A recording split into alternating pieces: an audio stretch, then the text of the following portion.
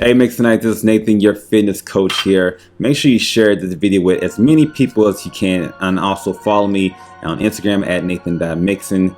And let's get started. We are going to do the dumbbell plank row with the left arm first. Okay, so pretty straightforward with this workout. We're going to start off with the plank position.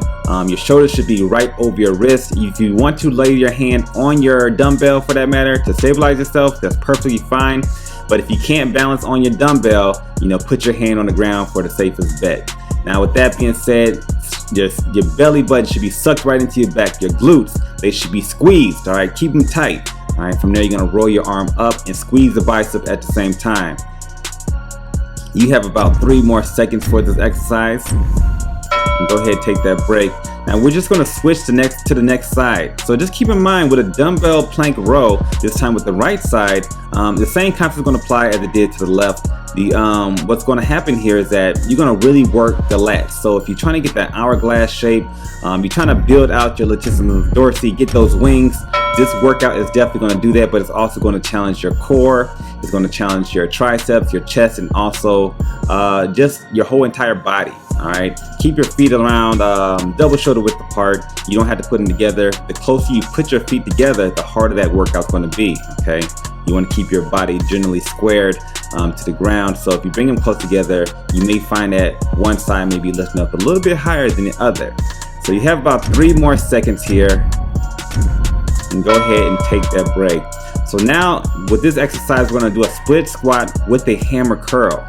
So when you do a hammer curl, your hands should be in a neutral grip. So that means that your palms should be facing your legs. Okay, palms should be facing your legs. You're gonna come into a nice little split squat position and hold that pose. So it's gonna be more of a static squat.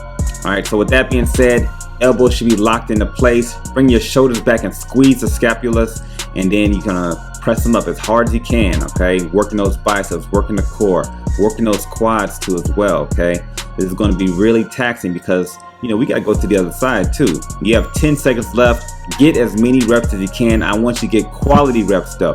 If you only get 3 within the 30 seconds, that's perfectly fine. But if you're only getting 3, the weight is probably too heavy. All right, so go ahead and take that break. We're going to switch sides next. Split squat, hammer curl to the right side this time. So all we're doing is switching the legs, okay?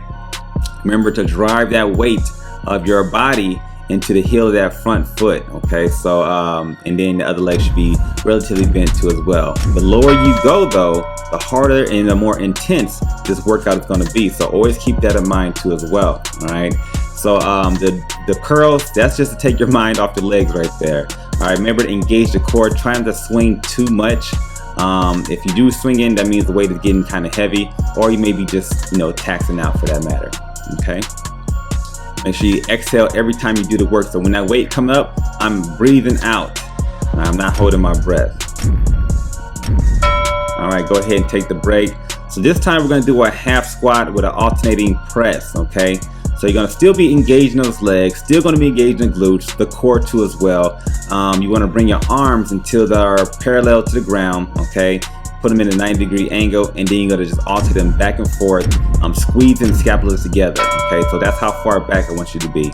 You want to squeeze the scapulas together and press your arms straight into the air. You can do this without any weight to kind of get you that feel for it, and that works perfectly fine too. But if you want to really challenge yourself, go ahead and knock those shoulders out with some weights. Okay, relatively light weights anyway. Once you get more comfortable, then you should start upgrading to some heavier weights. So remember, you have 4 sets of this or 4 rounds of these exercises too as well. So these will come back and they will get heavier each time. So you don't have to start off relatively heavy or relatively light. Just get some moderate weight that's going to really challenge you. All right, so the next workout is going to be the squat press here. You're going to come into a squat position, bring the dumbbells to the side of your legs. All right, and you're going to bring the weight right into your heels. Okay, when you do that squat, that means the knee is going to be behind the biggest toe. So keep your chest up as high as possible. That's going to help you with that posture. And also, when you bring your arms up as high as possible, when you go for that push press, that's going to really engage the core. So you're getting some really good ab training here too as well. Okay, when you bring your arms to the sky, make sure you keep your elbows in as close as possible. This is going to make sure that you don't injure yourself in that process. 3 seconds left. 2, 1, and take a break. Now this is one of my favorite workouts, the single arm lateral raise. This time we're doing with the left arm this time. So you're gonna have your hand in a neutral grip, meaning that your palm's gonna be facing your thigh. You're gonna bring the weight right in front of your core there, and you're gonna bring it up as high as possible, keeping it parallel to the ground. So you're not trying to do like a jumping jack with it, but you're just trying to swing it all the way up there. Now moderate weight would definitely help out with building those shoulders there. Also too, with that, it's going to engage the core too. So it's one of those workouts that kind of works your shoulders, but it also works those oblique muscles too at the same time. That's why you want to keep your legs bent. So if your legs are locked into place, you're doing it wrong. Okay, never lock your legs. Okay, hold that position, breathe, and try to slow that weight down as you come back down.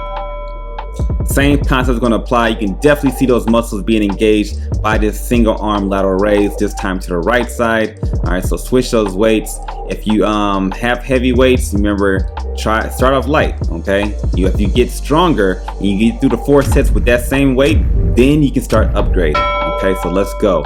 Engage in the core. You're going to squeeze that chest as you bring that weight back into to that start position. And the start position is down at the ready, so that when the weight comes down to the ground, that's when you can bring it right back up and pull it as hard as you can, okay, without injuring yourself. So keep those muscles always constantly engaged. Breathe in through your nose, out through your mouth. You know, we got 5 seconds left.